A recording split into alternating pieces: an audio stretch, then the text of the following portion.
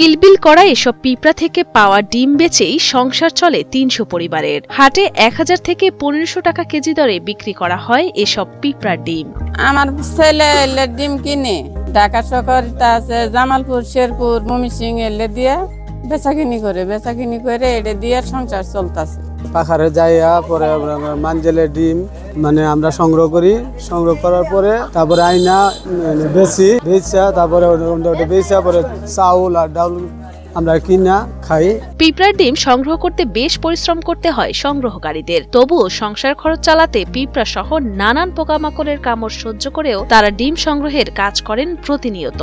অনেক গভীর জঙ্গলে যেমন লাগে, গাছ চলন লাগে, ডাল ডুল কাইডে মনে করেন ডিমটি পারে মনে করেন আবার ঝাড়ার পরে ডুলোর মধ্যে তুলে হাইরে মনে করেন ঘুরে এভাবে পারে টানতাছে টাইনে হাইরে তারপরে মনে করেন প্যাকেট করে বিক্রি করে। পিঁপড়ার ডিম সংগ্রহের দেখা মিলবে শেরপুর জেলার সীমান্তবর্তী গারো পাহাড়ের প্রত্যন্ত গ্রামে ঝিনাইগাতি সীমান্তবর্তী এলাকার রাংটিয়া, গজনি, বাঁকাকুড়া সহ আশপাশের বেশ কয়েকটি গ্রামে ২ থেকে ৪ জনের এক একটি দল পাহাড়ের বিভিন্ন ঝোপঝাড়, প্রত্যন্ত এলাকার বড় গাছ, বাঁশের মাথা থেকে সংগ্রহ করেন পিঁপড়ার ডিম।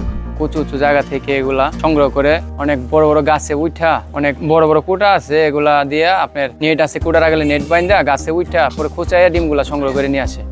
নেট দিয়ে আবার ডিমগুলা টাইনা পরিষ্কার করা লাগে, কইরা হাইরে পরে আপনার ডিমগুলা প্যাকেট হয়। ডিম সংগ্রহের সময় জাল দিয়ে বানানো এক ধরনের ঠোঙা ব্যবহার করেন সংগ্রহকারীরা। পাহাড়ি অঞ্চলের শাল গজারির বনেও মেলে পিঁপড়ার ডিম। সাধারণত বড় গাছের পাতা ও ঝোপঝাড় থেকে পাওয়া যায় লাল পিঁপড়ার ডিম। বড় একটি বাসা থেকে ডিম পাওয়া যায় ১০০ থেকে ১৫০ গ্রাম।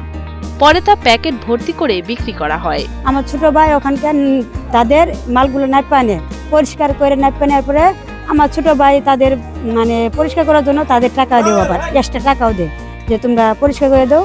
সেও গরিব, ওরাও গরিব, অনেক দুঃখে কষ্টে তাদের সংসার চলে। এসব পিঁপড়ার ডিমের চাহিদা রয়েছে মাছ শিকারীদের কাছে, কেননা পিঁপড়ার ডিম খেতে পছন্দ করে মাছ। তাই বড়শিতে মাছ শিকারের টোপ হিসেবে পিঁপড়ার ডিম ব্যবহার করেন মাছ শিকারীরা। মূলত যারা মৎস্য শিকারী আছে, ভালো ভালো যারা মাছ মারতে শৌখিন, তারা মাছ মারার জন্য নিয়ে যায়।